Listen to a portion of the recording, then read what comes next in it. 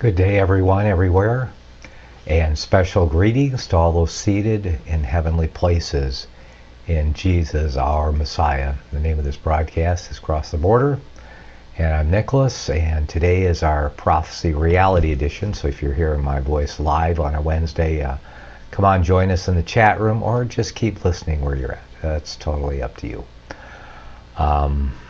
Today, well, I've got a few things on my plate, and we'll go wherever the Spirit leads us. Let's start with Hebrews 10:36. For you have need of patience, that after you have done the will of God, you might receive the promise. For yet a little while, and he that shall come will come, and will not tarry. Now the just shall live by faith. But if any man draw back, my soul shall have no pleasure in him. But we are not of them who draw back unto perdition, but of them that believe to the saving of the soul. Yes. We store up our treasure in heaven, where neither moth nor dust can corrupt, neither can thieves break through and steal.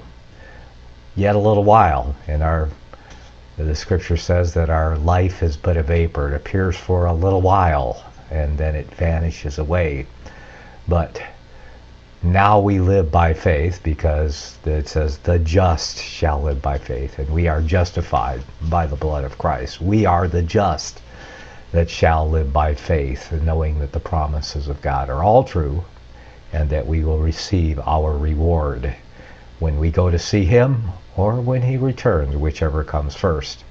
And as we know from history, that it's more likely that we will go to see him before he returns. But as time goes on, we know that he is going to return soon. Although I have it dated from my scriptural study, what year is it that he will appear? The 7th millennium will begin in about 39 years. We're counting down. The only broadcast actually counting down, not just claiming that they're counting down, but actually counting down to the return of Jesus and the beginning of the 7th millennium. And that is about 39 years. And I'm hoping I can stick around for another 39 years. And if you're 20 to 50 years old, well, you can likely make it. Just have to do your part and take care of yourself. But either way, the promises are true. Whether I go to him or he returns first, the reward will be the same. We will be resurrected on that day, whether we're among the dead who will be raised first, or those who are alive and remain and will be changed in the moment, in the twinkling of an eye. Okay.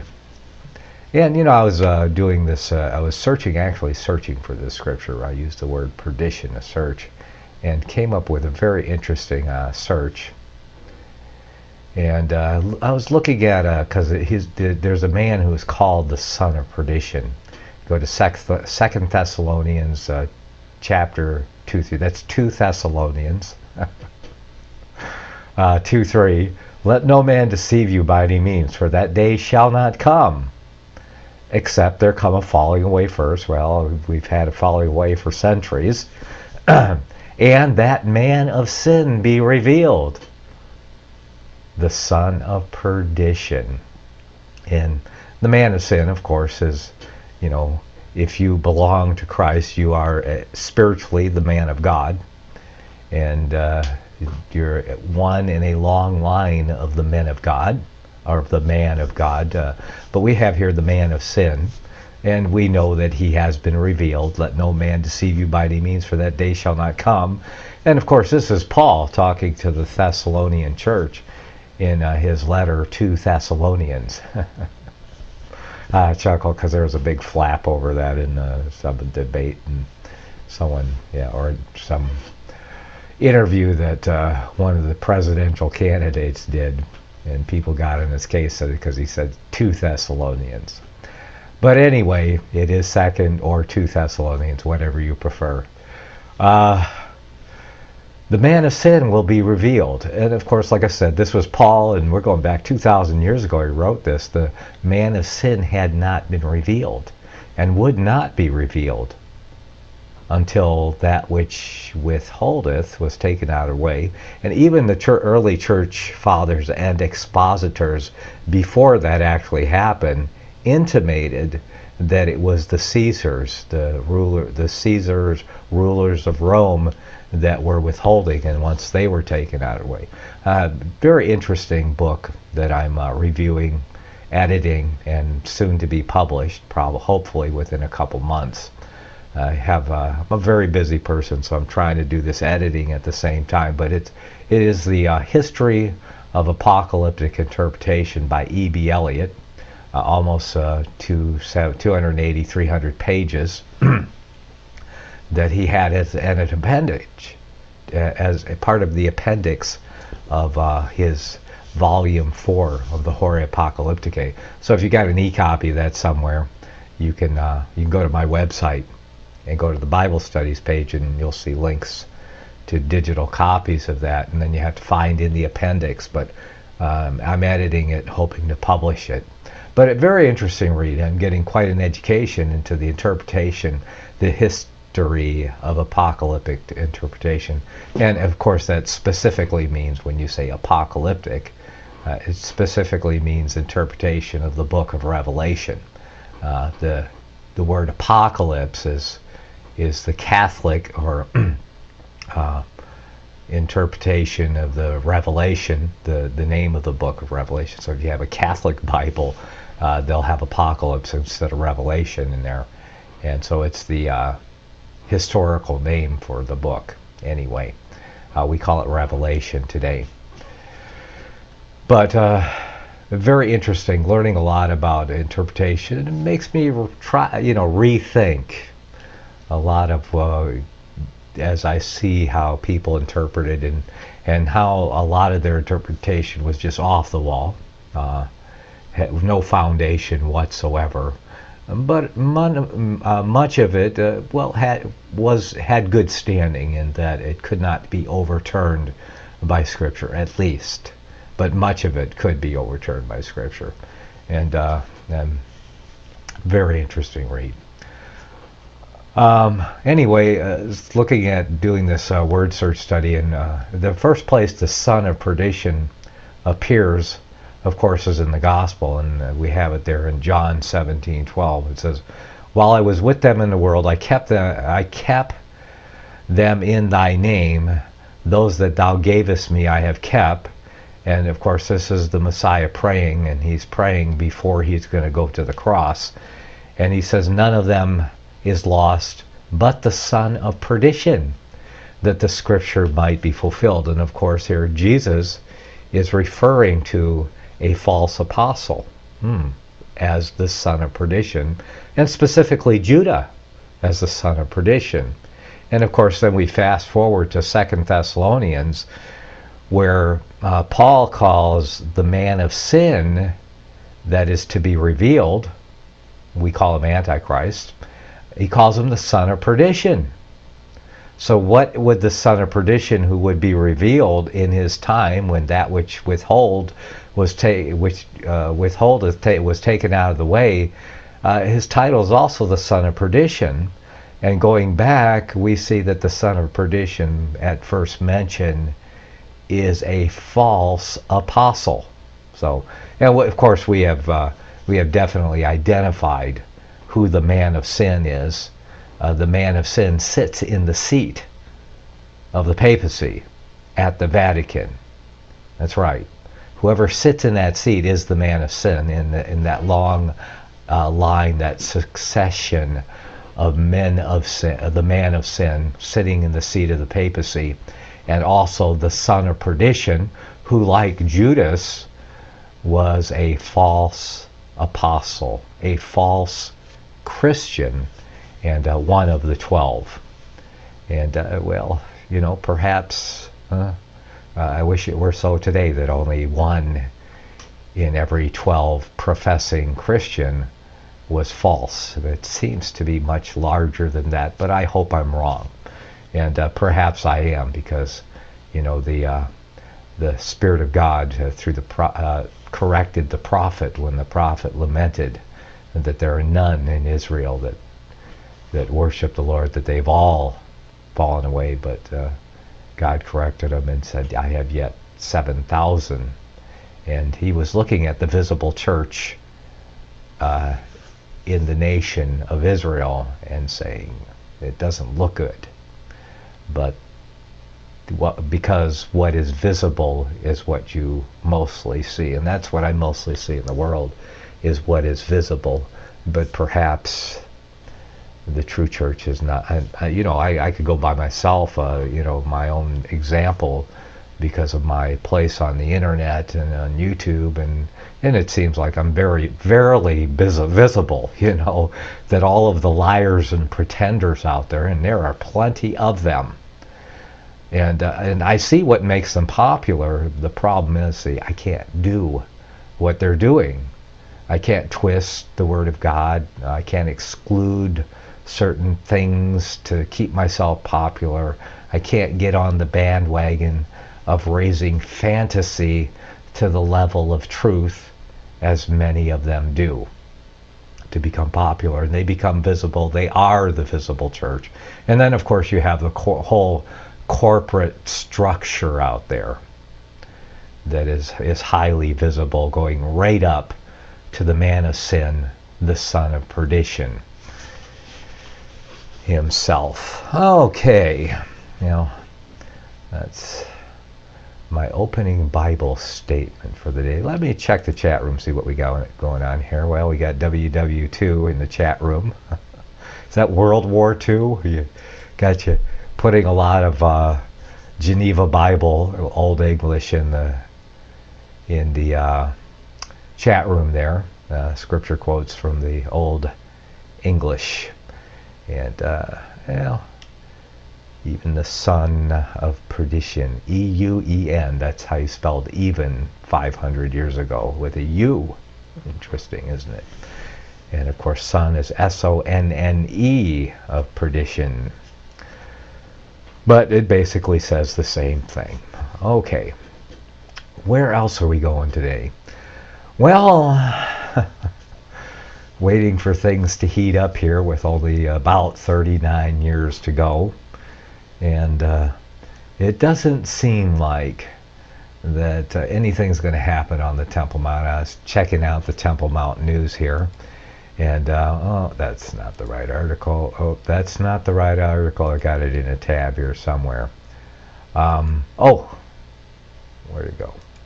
Ah, there it is. That's the article. Maybe I could even flash it on the screen here. And this article, Israel and Jordan deadlocked on Temple Mount cameras as peace talk rumors swirl. So what we got going on here, talks over Temple Mount security cameras deadlocked. So, I guess just read the article here.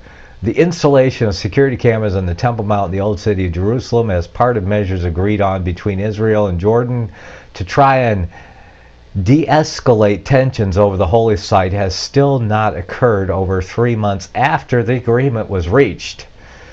So not only are we not going to have an agreement, apparently, not only are we not going to have an agreement, apparently that allows the building or brings together the Temple Mount holy vision of bringing the three great Abrahamic faiths together on the Temple Mount, with each of them having their own edifice, of course. So, the upper hand already belongs to Islam, because they already have their edifices. Two of them on the Temple Mount. They have the Al-Aqsa Mosque and the Dome of the Rock on the Temple Mount. Jews have nothing but a wall to wail at, and of course the Christians are nowhere to be found, but more prominently have holy sites sprinkled all around Jerusalem because of the rich Christian history that is, being destroyed in a lot of the Mideast right now by, brought to you by your Procurator Obama and his ISIS group. Yes, you think that's not being done on purpose by someone who hates Christianity. Well, you got it wrong. But we know historically what persecution does to the church. It actually strengthens it at the same time that destroying and killing and taking captive a lot of Christians who perhaps have been slack over the years or whatever. I can't judge anybody. All I can do is pray for them and hope that it is strengthening their faith and strengthening the testimony of Jesus Christ in the Mideast. I'm not there, so there's not a whole lot I can do about it. Let's finish this, look a little more at this article. The talks are deadlocked over a number of practical issues, including to whom the footage will be broadcast and where within the compound the cameras will be placed, according to a Haaretz report. The agreement between Israel and Jordan, which included U.S. mediation through the Secretary of State, John Kerry, accomplishing nothing ever, right, because he's trying to do the bidding where nobody is satisfied. Because, well, I hate to say it, but your president, if you're a U.S. U.S. citizen, the procurator of the American states over here, well, he hates Christianity, and he hates Jesus, he hates God, except his false moon god, I guess, or perhaps the god, or I don't know, I think he even has a disdain for the Pope, to tell you the truth. But being Jesuit trained as he is, you know, it's all a facade, and who knows what's really in his heart. But it is quite evident that what is in his heart is not light. Okay, I'll just leave it there. So anyway, John Kerry, they reached at the end of October about putting cameras on the talks were held after a series of violent clashes between Palestinians and Israeli security forces threatened to erupt into a wider conflagration. And you know, I think that's actually what it's going to take before they're going to get the Temple on the Temple Mount, and come together with a solution. I think they're going to need a crisis first. I think they're going to need a wider conflagration, as it says here in this article. Palestinians believe that Israel intends to change the status quo at the site. Get the words back up here for you so you can see them. And many Israelis voice frustration over what they see as restrictions on Jewish prayer at the complex.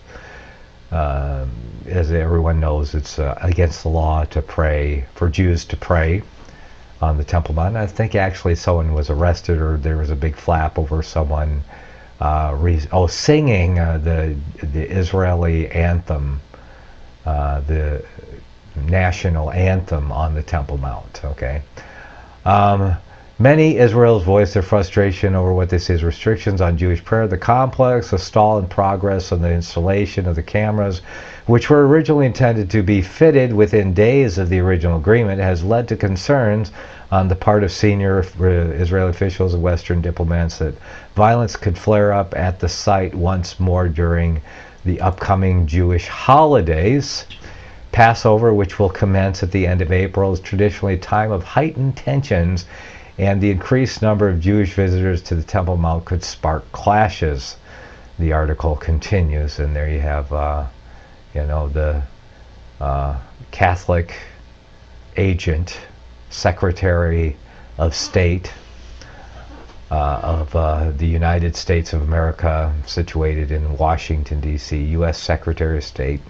And who do we have? Israel opposition leader Isaac Herzog in a meeting in Rome.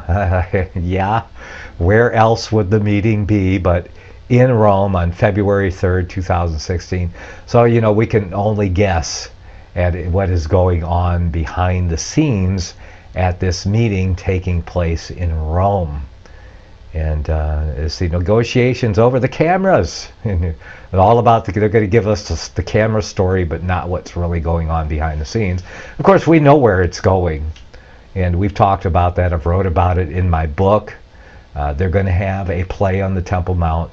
But when will the play begin? They're working very hard to get these parties together, but like I said, we're going to have to, it's probably going to take some type of violent conflagration, as the article says. Let's see. The negotiations over the camera have stumbled due to disagreements over 3 practical issues: where the footage will be beamed to, whether it will be Jordan, Israel, an open access website, how much control Israel will have over the broadcast, with Jordan and the Palestinians refusing to allow the Israel's the capability to interrupt transmissions, and where the cameras will be located. Israel wants them inside the Al-Aqsa Mosque and the Dome of the Rock in order to prove that both are used to house weapons and stones that Palestinians use against Israeli security forces. Jordan and Palestinians are opposed to this, of course. Meanwhile, the U.S. State Department denied a report from Israel Channel 2 that Secretary of State John Kerry is due to arrive in Israel imminently in order to kickstart the peace process once again. The Times of Israel reports the U.S. State Department spokesperson John Kirby tweeted on Saturday that there are no plans by John Kerry to travel soon to Israel and no plan by him to restart talks. Kirby also called on both sides to reduce the current violence. The Channel 2 report has also speculated on the possibility that some kind of accord being imposed on Israel by the U.S. and Barack Obama's presidency winds down, with his government believing that reaching a peace deal through negotiations will not be possible. Before he leaves office. The report was largely based on an interview with opposition leader Zionist Union Herzog, and conducted earlier on, and comes on the wake of an ultimatum issued by France that either the two sides return to the negotiating table or they would officially recognize a Palestinian state. So the time is winding down for the administration of President Procurator Barack Obama and his Catholic Roman advisor John Kerry to work out a deal. But so if something kicks off and there's a violent conflagration, it is possible that out of the chaos, something will be worked out. Believe me, they have the plan, the order, waiting in the wings for the chaos to ensue. They just need the right chaotic event to begin the Temple Mount play. Okay, we're going to go into a break here. You're listening to Cross the Border, our Prophecy Reality Edition. We'll be back. We have much more to talk about. Go not anywhere.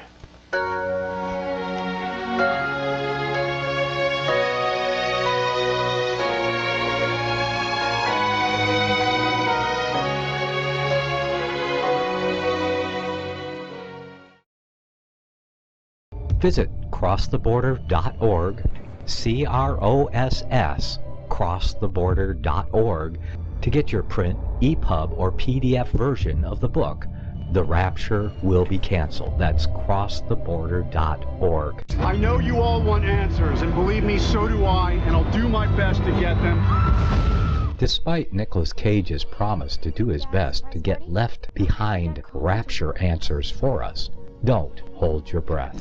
Not everyone believes Left Behind is true prophecy. Some may even regard as conspiratorial the mainstream re-release of the Left Behind movie, with actor Nicolas Cage portraying the main character, as an attempt to further reinforce in the minds of all this perception of false prophecy, in order to condition the masses for the play about to begin. If you want true Bible prophecy answers, get the book, The Rapture Will Be Canceled. The author exposes the Latin rapture origin, the 7-year tribulation deception, true Bible revelation of Daniel's 70 weeks, the abomination of desolation, the restrainer, America in the Revelation, the image of the beast and the mark of the beast, and the truth about God's chosen people, and so much more about Bible prophecy. This book will shatter the left behind paradigm of future events. Get the book, The Rapture Will Be Canceled. Visit crosstheborder.org, CROSS, crosstheborder.org, to get your print, EPUB, or PDF version of the book, The Rapture Will Be Canceled. That's crosstheborder.org.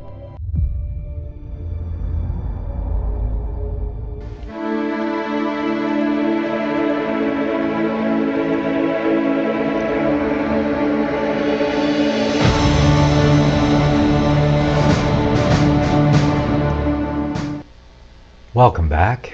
You're listening to Across the Border, our Prophecy Reality Edition. We do this once a week, so I'd like you to join us every Wednesday morning. We even take calls. We got a number. It's 559-797-8537. That's 559-797-8537 if anyone wants to call in and talk on the topics or anything closely related that we're talking about. Usually we have plenty of time for that, so please don't wait to the last 5 minutes of the show to broadcast to call in. Let's see. I got a conversation talking about the Bible versions. Someone asked the question, let's see, does the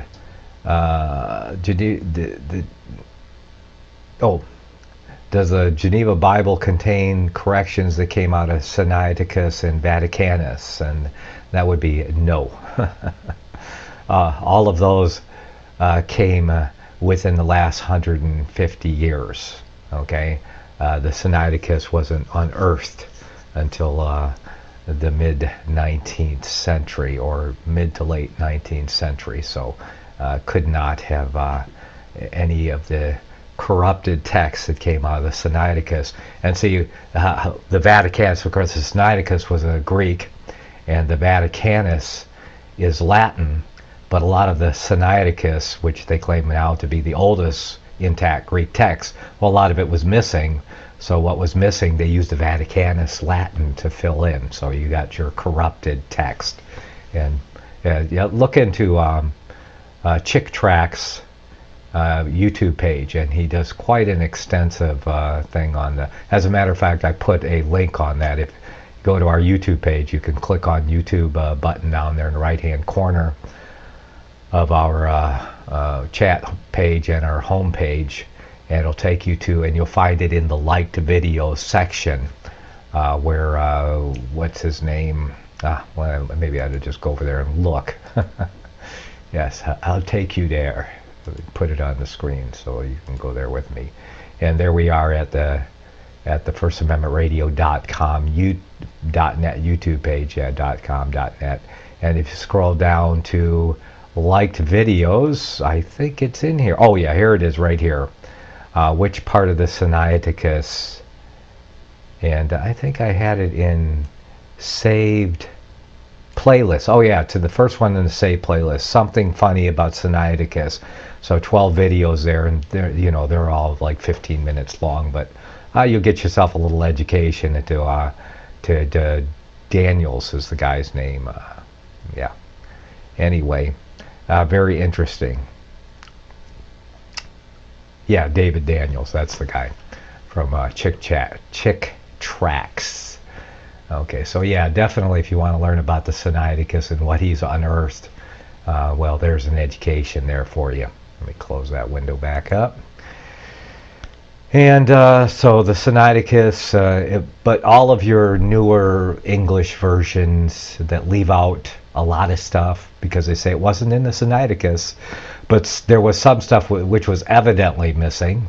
So they left out not everything that was missing. They left out, selected what they wanted to leave out of what was missing, but what they knew they couldn't leave out that was missing in Sinaiticus Greek, well, they filled in with Vaticanus Latin, and thus you have your corrupted Bibles.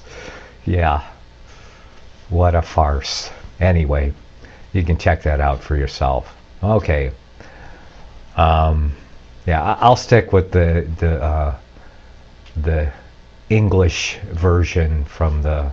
Well, you can use the Geneva if you want, and if you want a little more updated English, you can go to the authorized King James version. And if you're too stupid to read 8th grade level English, then even the newer versions without the these and thous are actually at a higher grade level. You'll actually have a harder time understanding them than the authorized King James version because of a few thous and whosoever's in it. And all you have to do is read it, and you'll easily understand it. Don't allow your mind to be prejudiced by the poison of the enemy, who just wants you to not read the uncorrupted English version. There you have it. Okay, what else do we got going on here today? Well, in the first segment we talked about the man of sin, the son of perdition, and we talked about the Temple Mount and what's going on there, and how it is unlikely, but something could happen. So let's watch for there to be a conflagration that could bring about, if it is the Antichrist, the man of sin, the son of perdition's intent to use, procurator Barack Obama and his Catholic consort John Kerry to work out the Mideast Temple Mount play to make it begin. Then there will be a conflagration, a crisis in which they can bring about order out of the chaos. And the order has been prescribed. So I write about it in my book, and probably could be a little bit clearer about that. But if you read the whole book, I hope people will get the picture. Anyway, so the other half of that, besides what has to happen on the Temple Mount, the other half of the end time scenario, of course, is the Antichrist bringing about the mark of the beast monetary system. Already planned. You better believe it. It's already planned. Found an interesting article. Let me see. It's in one of these tabs here. This is it. Bloomberg article. Bring on the cashless future. And very interesting read here. Let me bring that up on the screen. And bring on the cashless future. Cash had a pretty good run for 4,000 years or so, the article starts out. And you guys, I guess they don't know their history of money. And this is by editorial board. So this is not a one-man article. This is where these guys got together. And here they are, View contributors. And so they have, 7 people who contributed to this article. And this is their consensus. Okay, we'll put that the Bloomberg editorial board consensus. Cash had a pretty good run for 4,000 years or so. These days, though, notes and coins increasingly seem déclassé. And I don't know what that means or where it comes from, but I'm sure that that's not meant to be complimentary. And so they're calling cash notes and coins.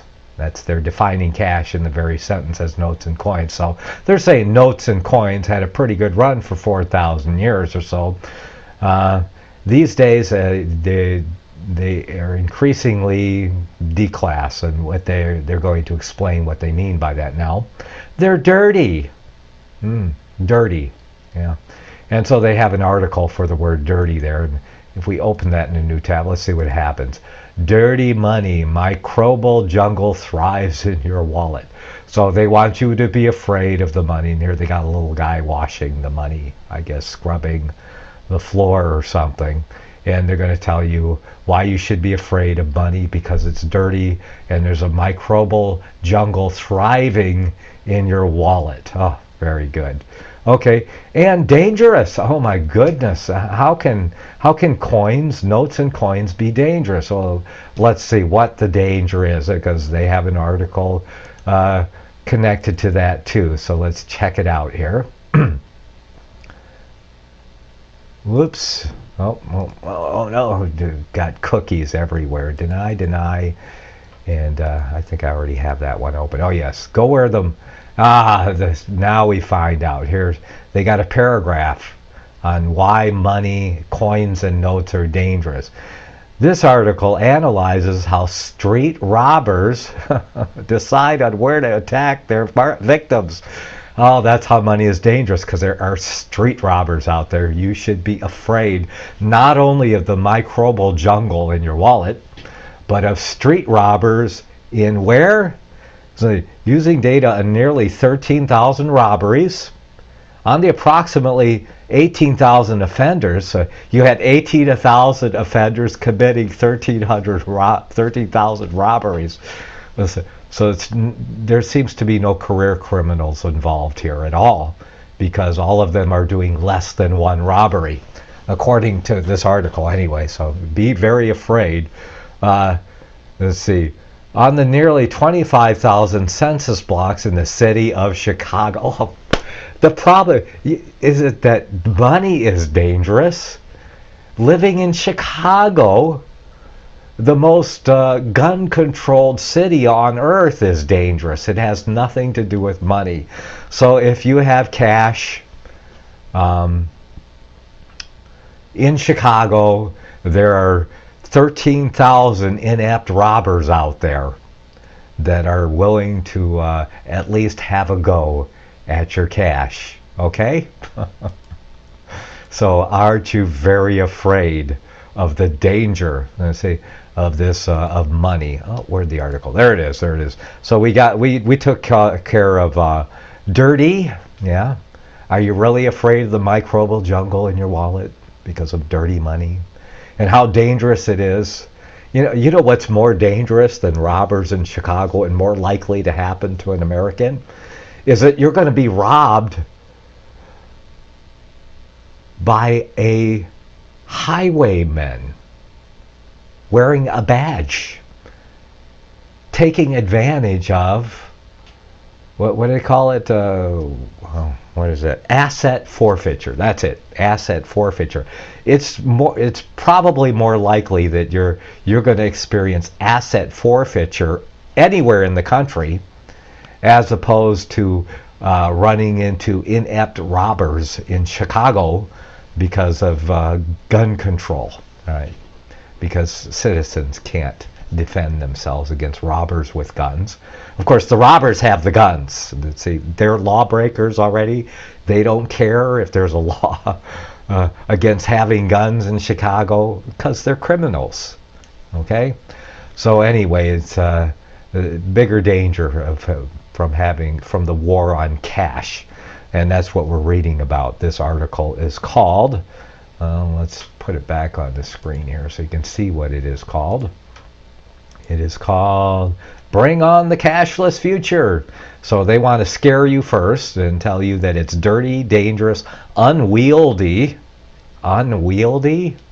Well, you can't even wield a digital currency. So you talk about unwieldy. So these are just silly lies to make you afraid of cash.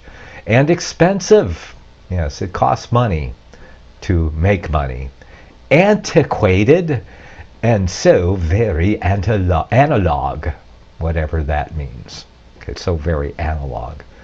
They're just trying really hard to, this round table, this consensus from Bloomberg View and these 7 contributors.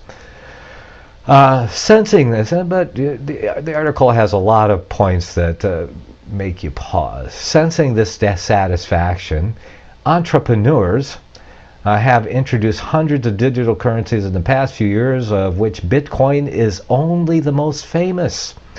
Now governments want in. The People's Bank of China says it intends to issue a digital currency of its own. And that's true. There's even let's see, they have an article there, and so we can go there. China mulls answer to Bitcoin digital currency study. Okay, and they're going to play a video, which I'm going to stop as soon as it starts. Deny. I'm going to launch an app. Stop. Yeah, there we go. I'm gonna stop that. I don't like automatic playing videos unless they're, of course, on First Amendment radio or automatic playing audio. But if you go to a radio site, so you're supposed to expect that.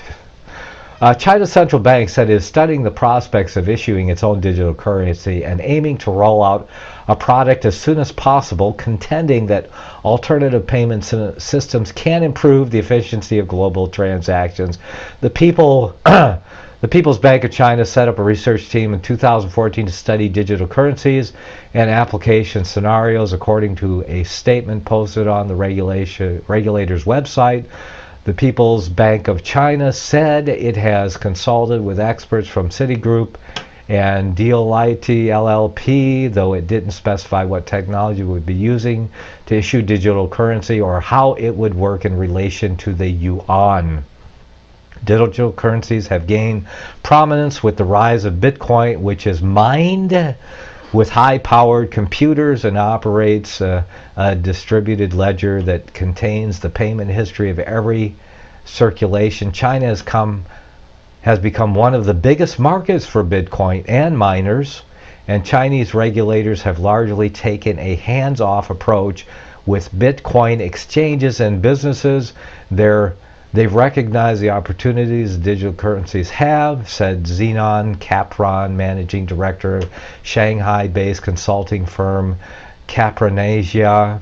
If they did have something the government could monitor and use, that could fit into their longer-term plans. And so anyway, the article goes on. And to find this article, all you got to do is put in Bloomberg cashless future in your to find the core article here that I'm working from, with all of the links if you're interested in this kind of stuff. And of course, most obviously, such a system, going back to the original Bloomberg article, would make moving money easier. A digital fiat currency could move seamlessly across otherwise incomparable payment networks, making transactions faster and cheaper. It would be particularly used to the poor it would be a particular use to the poor who could pay bills or accept payments online without need of a bank account, or make remittances without getting gouged. Well, that causes me to think a little bit about that statement there. And that's one of the things that piqued my interest in this article, is the poor who could pay bills or accept payments online without need of a bank account. Wow, without need. Okay, so how...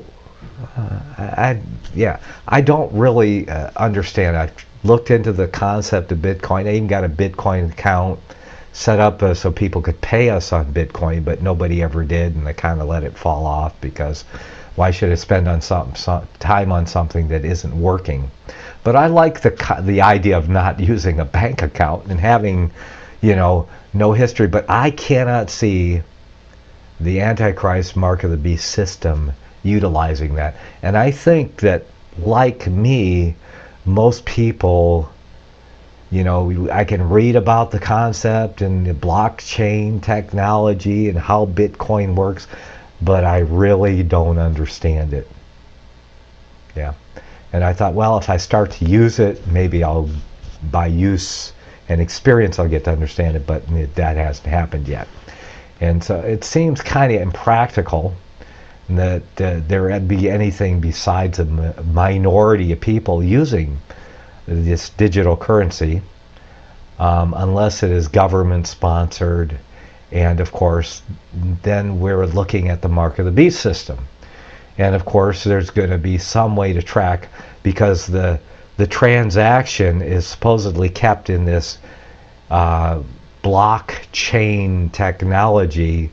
Every coin's entire history is kept in this technology somehow, but it's not. It's decentralized.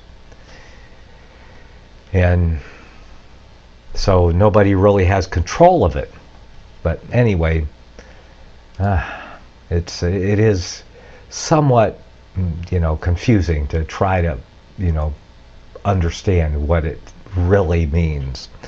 But the article continues, by far the most reaching effect might be on monetary policy. For much of the past decade, central banks in the rich world have been hampered by what economists call zero lower bound, the inability to impose significantly negative interest rates. Yeah. The inability to impose significantly negative interest rates. Persistent low demand and high unemployment may sometimes require interest rates to be pushed below zero, and we've talked about that.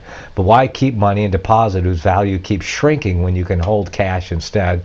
With rates near zero, that conundrum has led policymakers to novel and unpredictable methods of stimulating the economy, such as large-scale bond buying. Whoops.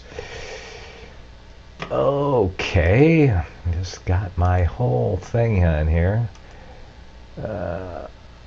Specific area. Back to the article. That's what happens when I scroll without clicking on the right thing.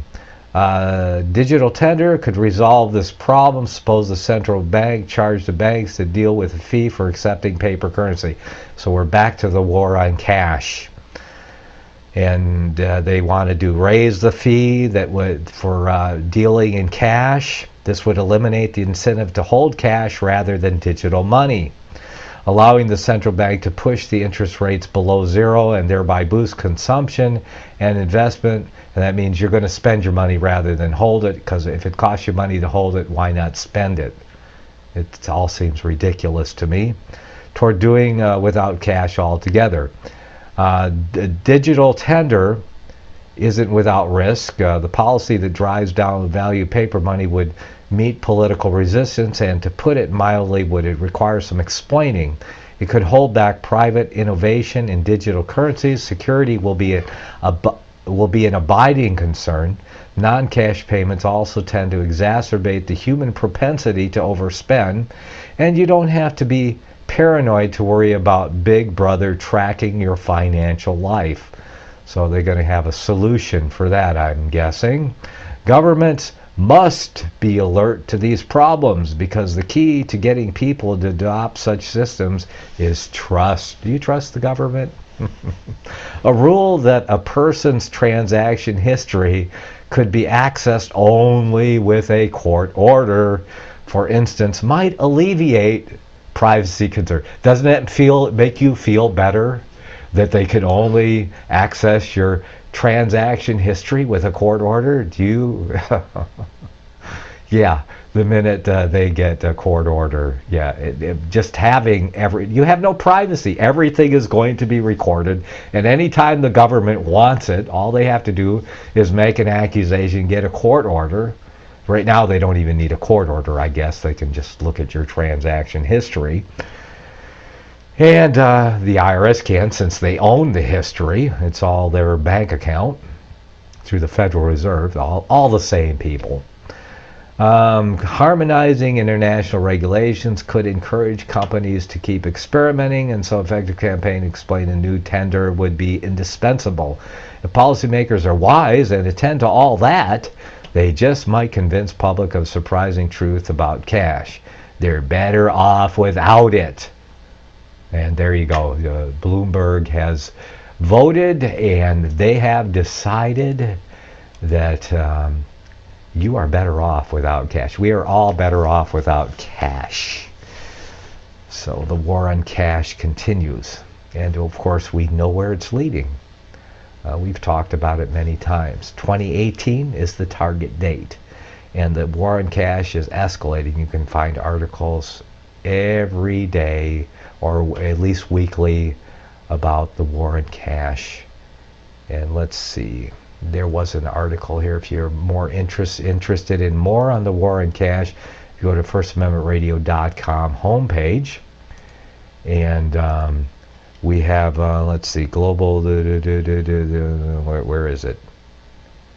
There was a good article in here, and I may have to scroll down a little bit.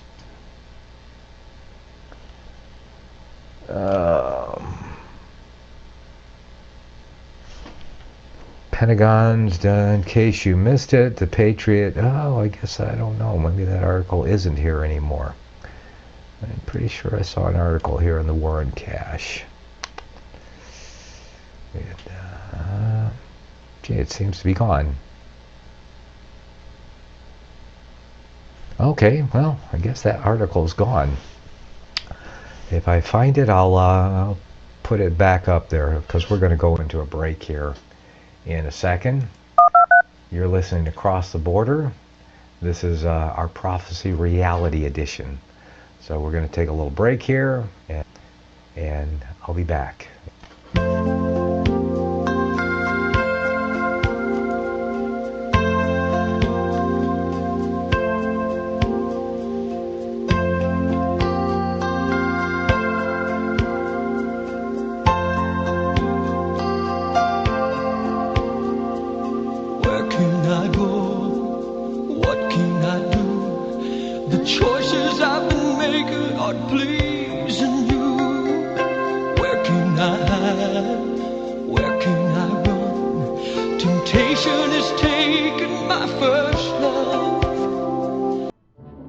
The book of Revelation says, the spirit of prophecy is the testimony of Jesus Christ. This is at the very heart of FirstAmendmentRadio.com. In that spirit, we have created the Prophecy Reality News app for all of your mobile devices, streaming First Amendment Radio 24 hours a day, 7 days a week. Available for your Apple, Android device, and smartphone, absolutely free. Get the Prophecy Reality News app installed today, so you can listen to First Amendment Radio wherever you are. The Prophecy Reality News app. Get it now.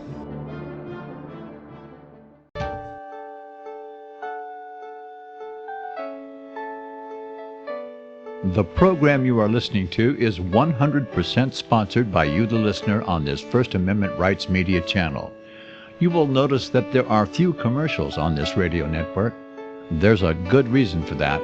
Corporate advertising dollars come with strings that limit program content. So without your help, these programs cannot continue on internet or our several affiliates. If you benefit by the educational law programs, we ask you to give. If you are admonished or nurtured by the Bible and ministry programs, we ask you to give. If some voice a cause that you are passionate about, we ask you to give. If you believe in any of these, we ask you to support them as you would a missionary on a continual basis, as if giving a tithe for missionary radio. These programs are not commercially viable and must be supported by those faithful to the cause of truth. Look for the button to sponsor your favorite programs at our listen and schedule pages on the internet. Then, when you subscribe, we will send you the last quarterly MP3 CD of that program immediately, and continue to do so with each new quarter.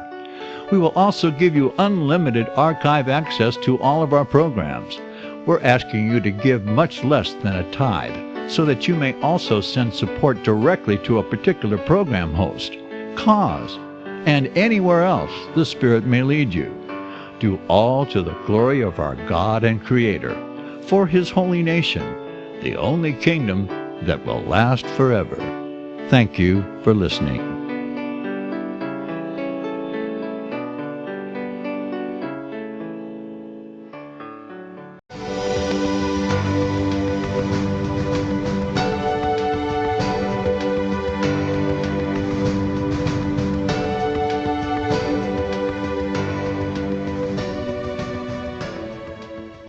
Welcome back.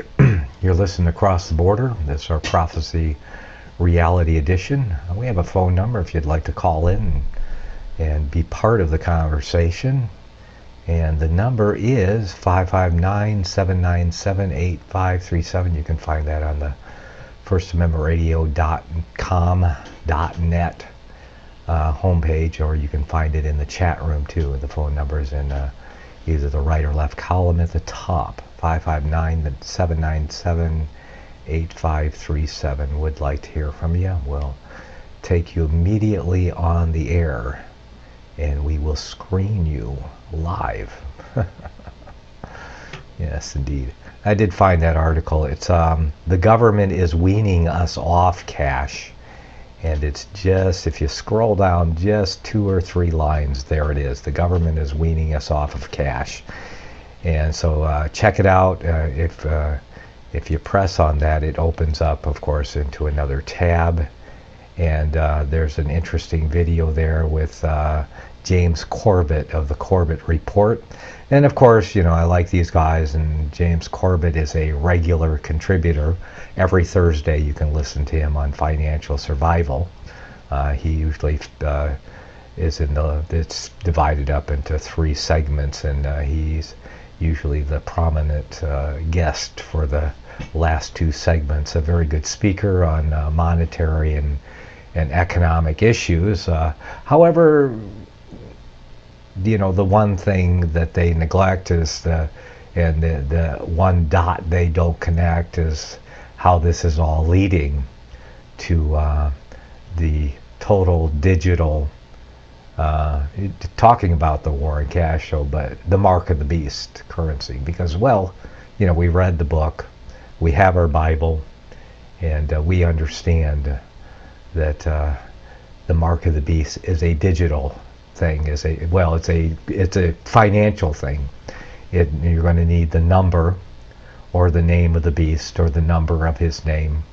So there are different modes as to how you have to represent or present yourself as a member worthy of participating in that financial system, the mark of the beast financial system. So we talked about the Temple Mount, and we're waiting for that play to begin. These are the 2 markers of the end time Antichrist, and of course they're going to identify the Antichrist, and believe me, the true Antichrist, those that have the money power, are going to accommodate this popular futurist prophecy. The problem is, for the believers in it, is that the raptures are not going to happen. Of course, when they have an agreement to start building on the Temple Mount to bring the 3 great Abrahamic faiths together after some crisis, it seems like they're going to need a crisis to kick this thing off, because all of the bickering, I mean, they're even bickering over cameras. They agreed to cameras, and they go to implement it and find out that there's much to bicker about. The implementation of a few cameras on the Temple Mount. So once they do get the agreement, and it may come this year, you know, if they have the proper crisis, they can bring about the order out of the chaos, the order that they want. And of course, they want to begin the building of this temple, and I believe that also they want the building of they already have the Islamic edifices there, so they just need the Jewish, and with Rome right in the middle of the mix, I believe that there's going to be some kind of extension of the Temple Mount to perhaps accommodate a Christian edifice, because there are 3 great Abrahamic faiths. Of course, the last one being Islam, the first being the Jewish, not being represented on the Temple Mount, only wailing at a wall. And of course, the Christians have no place on the Temple Mount, not even a wall to wail at. Not that they would wail, but the Christian is represented by many sites around Jerusalem in the basin. What do they call it? I forget exactly what they call it. The Holy Basin or something like that. But there are a lot of edifices there to represent Christianity, but nothing on the Temple Mount. So of course, the ideal situation would be to have all 3 Abrahamic faiths have an equal portion of the Temple Mount to represent and bring together those 3 great Abrahamic faiths in the flesh anyway. And all the parties are involved with Rome to try to make that happen. And They even went to Rome to discuss cameras. Come to an agreement on that. Of course, implementing the agreement is a little bit more difficult. So we'll see what happens in the next, within Obama's, if he's going to be the guy they're going to use in the last year here. If not, they kind of, I don't know, I guess they kind of have to start all over again. Or at least they'll get someone in there that's going to do their bidding, just like Obama did their bidding. Obama, groomed by the Jesuits. At the same time, have a Jesuit Pope come into for the first time in history. So these are very interesting times that we live in. Are they not? But I think they want to pull off this play. And then about the same time, 2018, coming up real soon, is the kickoff date. We've been talking about the war on cash, the coming digital currency. The government is weaning us off of cash, which it is doing. Banks, you go to the bank now. Used to be you could, they had a limit of 10,000 that you could pull out in cash in a day. That quickly went down to whatever, and it's down to I think 1,000 a day at the bank. $1,000 cash a day. So the war on cash is right down. And of course, these are the money powers that control all their member Federal Reserve banks. And of course, the Federal Reserve belongs to the same people that that control all of the other central banks of all of the other nations, I believe, except for two, they say. There are like 2 nations left that don't have a central bank that is part of the same cabal and really under the control of the Antichrist. The Bible tells us that it will be the mark of the beast and worship of the beast, its image, or the number of the Antichrist. So you see how it's all related. So we know that the Antichrist and his beast system controls the money. They have to. Otherwise, how are they going to wield it as a coercion, a method of coercion to get everyone in to worship the same government? And a lot of people, oh, no, the American government it can't be that. But, if you read your Bible history, and you'll find out that it was government after government that forced people to worship an image. There's kind of a thread that runs throughout history that keeps repeating itself. Daniel and those Hebrew boys, Daniel was going to be thrown into the lion's den because he violated some government worship edict. Those 3 boys were going to be thrown into the fiery furnace because they wouldn't bow down and worship the Babylon image. And of course it was governments that did the bidding of the man of sin, the son of perdition, throughout the history of the history of the prominence of the Vatican, where they used the governments, the temporal governing authorities of the kingdoms of the world around them, which they had under their sway, to slaughter and commit genocide against Bible-believing Christians and others who would not go along and worship their image. And so it will be no different in the future. So what is the future, according to the Bible? What is it going to look like? What does it bode for us?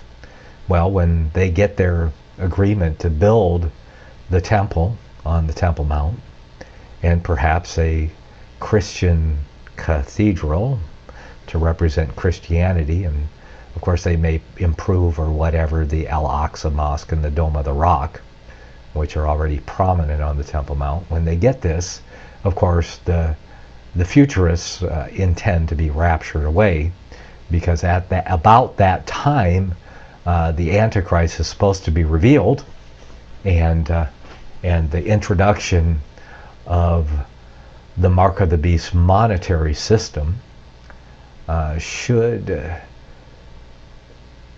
commence soon thereafter, or sometime thereafter. But of course we know that no one is going to be pre-tribulation raptured away at the beginning of any agreement to bring those three great Abrahamic faiths together on the Temple Mount and begin the building of a temple or a national Jewish synagogue.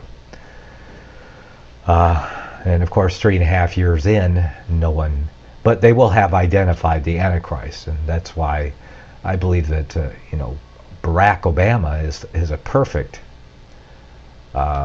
candidate. Unless they come up with a better candidate, but I think he's like the perfect candidate because he would fit both the bill of the Antichrist to the futurism fantasy, the Left Behind fantasy, and also he would fill the role of the Islamic Mahdi, their Messiah. Okay, because the Messiah, the pseudo Messiah, fake Messiah, Antichrist, same character, and of course the Mahdi is the Islamic. So, thinking Obama, still there's a chance it could happen this year, given the right crisis. I'm sure they already have their 7-year agreement in play. And I'm sure all the details have been worked out. Just kind of like the 9/11 thing that happened in 2001, that they had the Patriot Act ready, waiting in the wings. All they needed was the right crisis to implement it. And of course, no rapture is going to happen even 7 years into this thing, because from this point, if you read you've gone through my What Year Is It study, and you've discovered with me that we have about 39 years left, according to Bible chronology and the Roman calendar, which has been since the Bible was written. So we have a chronology in the Bible that leads up to the time of Christ, from creation, so we can count the years, and the year 6,999 is going to happen, and the dawning of the 7th millennia around 2055. Yes, around the year 2055. Give or take a year, doesn't matter to me.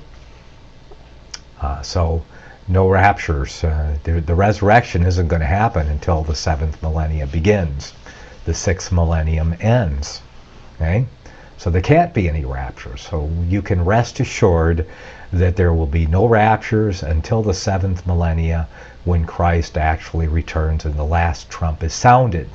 Okay? Even if they start building the temple, even if they introduce, and that's the problem with the Left Behind futurist eschatology, is it's all a lie. And it's meant to deceive and bring people to the great whore church and to misidentify the true Antichrist as the fulfillment of the return of Christ, because that is their eschatology. That is the Antichrist eschatology, that Jesus is not going to return, but he's going to establish a government through his vicar on the earth for 1,000 years. So all they need is a fall guy Antichrist, and so that's why I think Obama would be perfect for that role. To fill the fantasy, the fictional Antichrist role, where everyone gets disappointed because there are no raptures, and then at the end, when none of the raptures happen, then everyone has to come into agreement that yes, the universal church was right all along in their eschatology, and that millenarian heresy was exactly that, a heresy and false prophecy. But see, the fact is this, that Jesus will return. Yeah, he will come back on his timetable, not the fictional timetable of rapture eschatology. And the most telling thing about the whole rapture futurist eschatology and around the 7-year tribulation period is exactly the word rapture itself, which can be found nowhere in the Bible. It is derived from the Latin Yes, the Latin text. We started out this program when we were talking a little bit about the Sinaiticus and the Vaticanus and the corrupted texts. How did so-called Protestants begin to use a Latin word to interpret the Bible when their translation came out of the Greek text? Yes, and it didn't come out of the Vaticanus or the Sinaiticus. Okay, did not come out of those. They came out of the original Greek texts and the Hebrew. So that's telling right there that that so-called, not we, but they are using a Latin word like rapture as the core interpretation in place of and supplanting the resurrection. They don't talk about the resurrection. They talk about when will the rapture happen. Yes, they've all gone ecumenical because they've replaced the word resurrection in their Greek-derived text with the word rapture from the corrupted Latin text. So, very telling. And you'll see that I'm right when the time comes. 2018 is the target date. I'm talking about digital currency and the war on cash and the government weaning us off of cash. The target date, I have to admit that much of the transactions that even I engage in is, mostly digital. I can't get away from it because of the war on cash. I mean, you carry $10,000 and the police stop you and ask you if you have any cash. You know what I'd say to that policeman? I'd like to talk to my lawyer before I say anything to you at all. And you need a warrant to search. Yeah. Because they have confiscation laws with the asset forfeiture. They will prosecute your cash. Not you, but they will prosecute your cash and take it away from you. And usually it will cost you more to get your cash back than they took. So what it is it's legal highway robbery. That's what it is. So, yeah, you don't have to be afraid of inept robbers in Chicago. Oh man, that was a funny article, wasn't it? Yes, we're laughing over here. Okay, what else do we got to talk about? What else? Let's see. Revealing the buried treasures of the Temple Mount. I didn't really find that all that interesting or pertinent to our discussion. Yes, we were reading that John Kerry article where they can. I guess I can close that one. And I can close that one, and I guess there's not a whole lot more to talk about, so we're going to probably get back. Let's see. Police escorts on Temple Mount due to Jewish provocation. Al-Aqsa Mosque manager banned from Temple Mount. Police arrest Jewish youth who sang Hatikvah on Temple Mount. Carrying out unauthorized excavations on Temple Mount. So we see how it all is going there. Israel, Jordan at odds over Temple Mount. And Western, the security camera issue again. So that's what's going on there.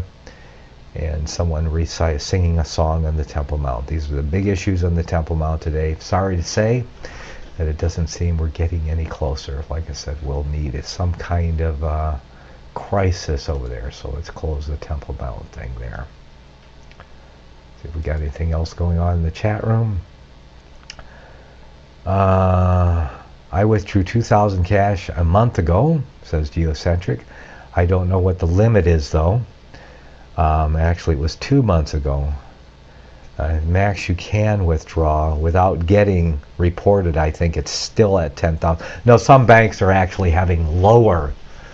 They're and yes, I think there is a reporting thing. But remember Kent Hovind. Yes, if you withdraw less than 10,000, let's say you withdraw 9,000, well, you might go to jail for structuring. because you didn't report what you weren't required to report, and neither did the bank, and that's against the law. And even if you're not a drug pusher or a money launderer, and you may be just a lowly Bible teacher, evolution contester, and you can go to jail for crimes that you did not commit, and you weren't required to whatever. We all know how that one went. Okay, I think he meant you can draw out. I wonder if Kent Hovind listens. Probably not. Yeah, Kent Hovind is, yeah, he's not going to listen to our show here. Yeah, he's way too busy and talking about dinosaurs and stuff. So yeah, he should be doing that. He's good at it. He should stay far away from prophecy, because he still thinks the earth spins, okay, and that it moves around the sun. We're spinning and orbiting, yes, even though none of that has ever been proven. But yeah, I guess everyone has their blind areas. And he also was holding on to a counter-reformation, futurist, rapture eschatology, even though I sent him a copy of my book. And so, I don't know, he should stay away from prophecy and stick with his creation science evangelism, which I believe he is doing, but you know, he always throws that other stuff in wherever he goes to. He's got his other book for sale.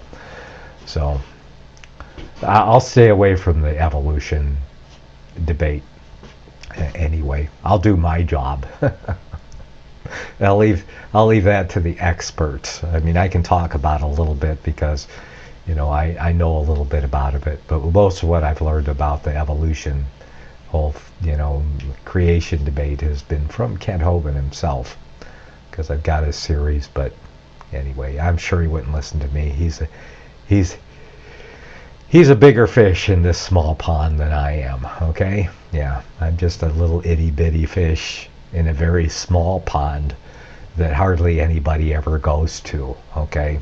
And Kent Hovind is a bigger fish in a bigger pond somewhere else, okay? Yeah, and I don't mind. Yeah, I'm a very happy man. Yes. I am happy to follow the Lord and have patience. He says, for you have need of patience, that after you've done the will of God, you might receive the promise. We'll be back in a few.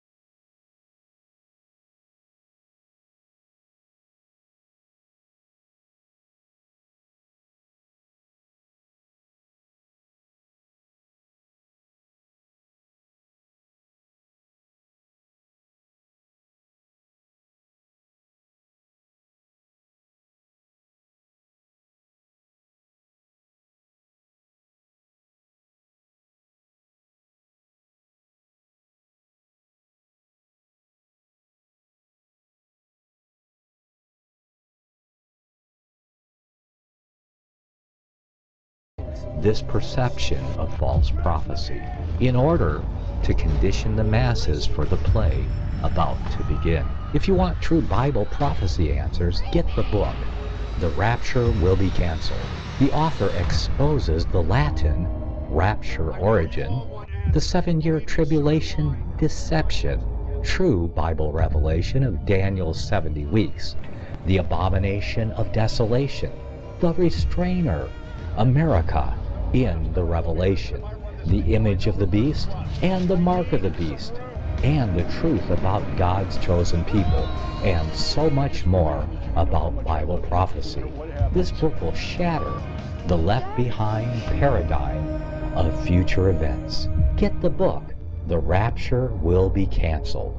Visit crosstheborder.org, CROSS, crosstheborder.org, To get your print, EPUB, or PDF version of the book, The Rapture Will Be Canceled. That's crosstheborder.org.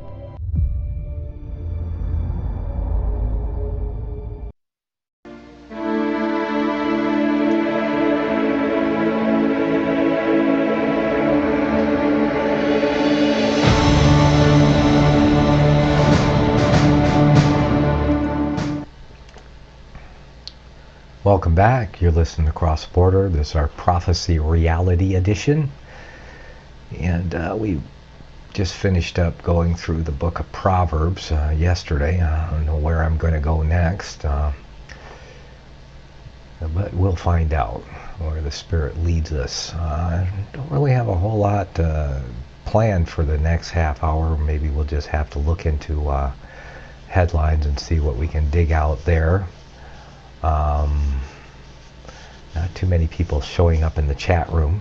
Seems that, like I said, I'm a small fish in a small pond. Of course, I don't know who the big fish in my pond is. I'm not sure there are any big fish in my pond. Maybe that's the nature of the pond I'm in. There are no big fish in it. just a few small fish over here. Yeah, and I wonder about all these people like, Ken Hovind and his son, and a lot of other people that are doing jobs like, the debating the evolution or whatever their niche is. And, they have hundreds of thousands of dollars coming into their ministry every month. And they're all tied up with the Social Security and reporting to the beast every month, in order to participate in the beast monetary system. They haven't seceded from the whore system yet. How is that going to work for them when the government of the world transition to the introduction of the final mark of the beast monetary system? Are they going to willingly, easily give up their hundreds of thousands of dollars every month and their comfortable lifestyles that they probably so rightly feel that they deserve from being big fishes in bigger ponds? The example I see from Scripture is that, yes, Jesus made the disciples fishers of men. And,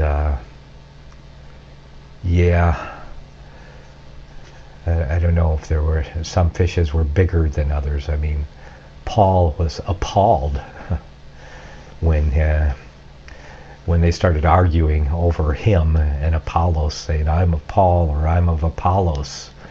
He was appalled at that somebody would think he was a bigger fish than anybody else.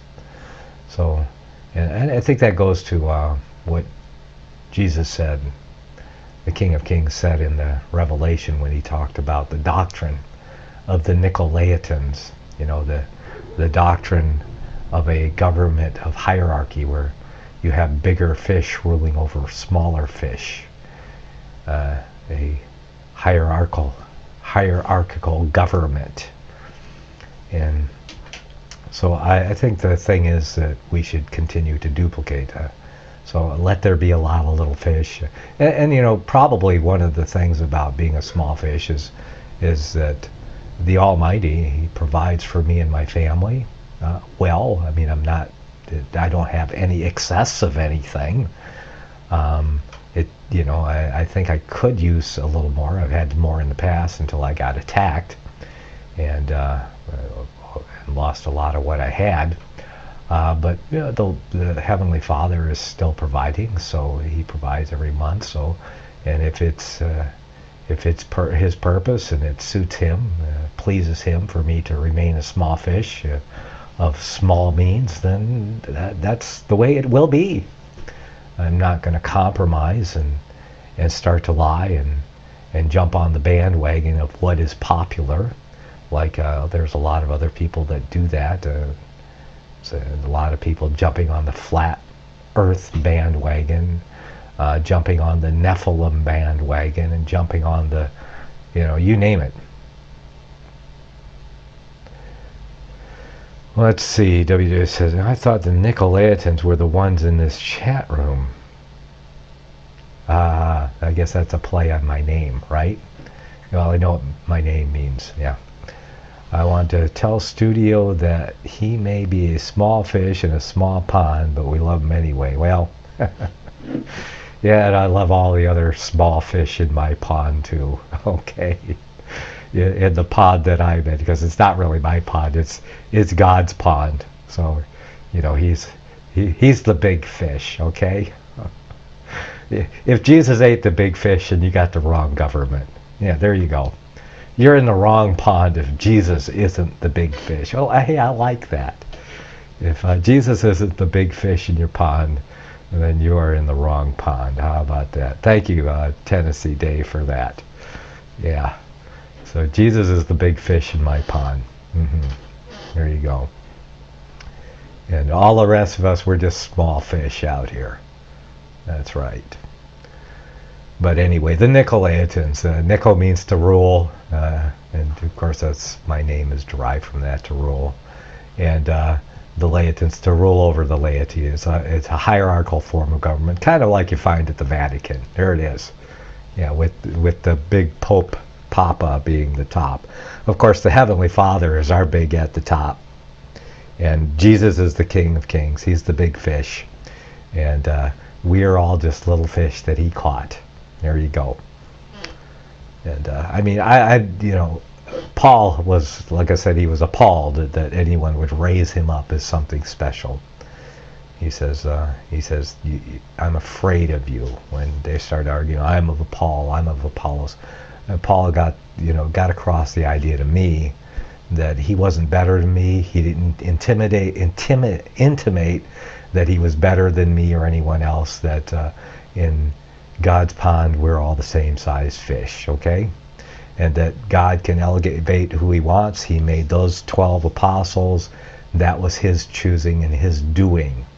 It doesn't mean they're better than me or anything. It's just that they were there at the right place, at the right time, and they were chosen by God to fill that. And God has chosen me to be what I am, where I am, and you to be, to serve him where you are. And no one's greater than anyone else. No one's going to bow down to anyone except the Father and the King that he has chosen. That anyone else, any angel, any apostle, any prophet, none of those is any man, or will I ever bow down to anything less than the King of Kings. That's it. One of the sect of the ancient Christian church, so named from Nicholas, a deacon of the church of Jerusalem. They held that all married women should be common to prevent jealousy. Ooh, the bad stuff. And they are not charged with erroneous opinions respecting God, but with licentious practices. Well, that sounds like some pretty bad stuff there. 1828 dictionary. Well, I'm just going off the term Nicolaitan, coming from being derived from two words, what the term actually means. And of course there was another sect, yes. Oh, there you go. It might have been a sect based on that. Yeah, sounds like kind of the same, sounds like the kind of practice was a prima noctur, practiced by wicked rulers. Yeah. But yeah, that's really wicked there, what you're talking about, this Nicholas guy, the deacon of a church at Jerusalem. Who? Having a name Nicholas, a deacon of a church at Jerusalem, that doesn't even sound right. Because Nicholas is not a Hebrew name. Yeah. It's like no Hebrew would name their child Nicholas. Sorry. Seems unlikely. But whatever. I guess I'd have to do a little research into that. Yes. Because could you imagine going to the temple on the 8th day to have your son circumcised and telling the priest there that his name was Nicholas? Ooh, that'd be like going in there saying your child's name was Caesar. The same kind of thing as I believe Nicholas would be. Yeah, a Greco-Roman name. Yeah. Okay, enough on that. So it seems kind of unlikely there was a deacon in the Church of Jerusalem called Nicholas. I don't know. I'd have to research into that, but is it really that important? Yes, indeed. But WW2 says he got that out of an 1828 dictionary. So maybe it was later in Jerusalem at some time later, but had nothing to do with the original Hebrew church. It sounds like it would be maybe a Christian church later sometime, but that would have been after John. So you'd have to get a date on that. Yeah, to see if that church of that Nicholas guy was pre-John or after John. So it sounds like something that would have happened after John, because I can't even imagine a true Hebrew being named Nicholas until in the Christian church until after John wrote the Revelation. Okay, enough on that. Maybe we'll jump into some headlines, see what else we got in headlines here to wind up the show. Let's see. Media ignores dozens of Blackwater mercenaries killed in Yemen. Don't know. The government is weaning us off cash. You should listen to that. Very interesting. Statement from Ammon Bundy. I didn't read his statement, so I don't know what that's about, but if you're interested in that whole thing that happened there in Oregon, there it is. Statement from the Lavoie Finicum family, and the Lavoie Finicum is, of course, the man who was murdered on the side of the road by the U.S. government, I believe in retribution for the original Bundy Ranch thing. Yes, they wanted to put an end to that thing and teach somebody a lesson. So somebody had to get killed. Someone had to get murdered. And it appears to me from the video, you know, they had him stopped on the road. They were shooting at him. They fled.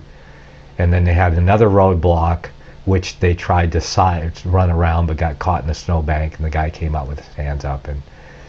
And I think he was actually trying to get him to shoot him instead of the people in the vehicles. Yeah, so he probably laid down his life for his friends, and they shot him dead there on the side of the road. Anyway, so it seems pretty easy to discern. I guess you could interpret the video either way since you can't hear what went on. Let's see. Ex-Homeland Security Chief caught lying about spying on university staff. Don't care. Evil people will do what evil people will do. China harvesting organs from thousands of political prisoners while they are alive. Well, I'm not surprised about that. Evil people will do what evil people will do. I mean, you know, in America, they got videos of, you know, of these people admitting to their crime of harvesting organs from live babies, and now they're going to prosecute those who did the undercover investigation rather than the people who committed the crimes. At least they're trying anyway. So China harvesting organs from thousands of political prisoners, and I guess as long as there's a market, that they will sell and do whatever they can, because that's what evil people do. They wax worse and worse. Let's see. Pentagon's 1.5 trillion F-36 better at killing its own pilots than enemy combatants. So you got a 1.5 billion. Oh, does that say trillion? Trillion. They're spending that much on one plane? 1.5 trillion? Oh, now we know where the quantitative easing is going. Yes, so you got people making, you know, $1 million an hour to build these things or something. Yes, quantitative easing. I know the money ain't going to the people, except for it's going to the welfare recipients. And none of it's coming to me. You better believe that. I don't get nothing from the government. I don't have a number. You have to have a number to apply for benefits. And if you've repented of participation in that scheme, then you have no number, and you can't apply for any benefits. And believe me, the government doesn't like it. They don't want to have nothing to do with you if you don't have a number. Because if you don't have a number, they can't get any money out of you. They don't mess with you. Okay, in case you missed it, Obama just proposed raising the federal gas tax by 136%. Yes, I got that. I saw that. I think it's $10 a barrel gas tax on top of the, I think it's 89 cents a gallon in California, the highest in the nation.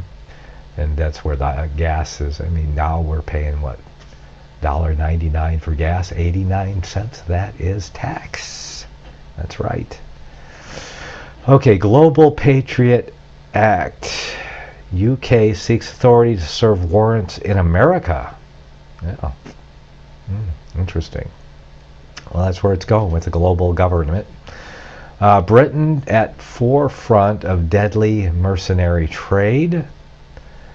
Okay. Special Agent Taylor Johnson was retaliated against after exposing corruption of EB5 regional centers. And I don't even know what that means, but a government, yes, corruption exposing, retaliated. So don't expose government corruption or the government will retaliate against you. I guess that's, now we got a new Ammon Bundy statement, February 6, 2006. So there, if you want a new statement from Ammon Bundy, and I guess that was his, he had one from February 4th, and then February 6th. Okay, I think he's doing, I think they're going to charge him with something that's going to give him 5 or 10 years in prison or something. I don't know. I guess you have to read his statement to find out. Maybe we can peruse it here quickly to see what's going on here. Statement from Ammon Bundy. Oh, it's a video statement. Let's see, how long is the video? They're not telling me. Statement from Ammon Bundy from Multnomah County Jail. So he's in jail, of course. February 6th. Please remember him, the others being held with him. And, of course, the Hammonds in your prayers. Attorney Lisa Casey press conference comments. Yeah, so we have both Ammon Bundy statements there. And they got a picture of him there. 3 minutes. Okay. Anyway, it's there if you're interested in the Ammon Bundy statement. Beijing versus D.C. The battle for Southeast Asia. At least they got it right. It's the District of Columbia, which is the head of the American beast. And of course, the head of the beast, the worldwide beast, of course, is the Vatican. But their head in the New World is D.C.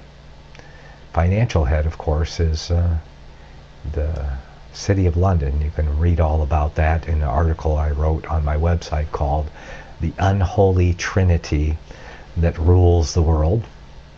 Still the most popular article on my website. Second right now is flat Earth or spherical Earth? What does the Bible say? So it's really trending very well, but as compared to people, proponents of a flat Earth, my video has very few.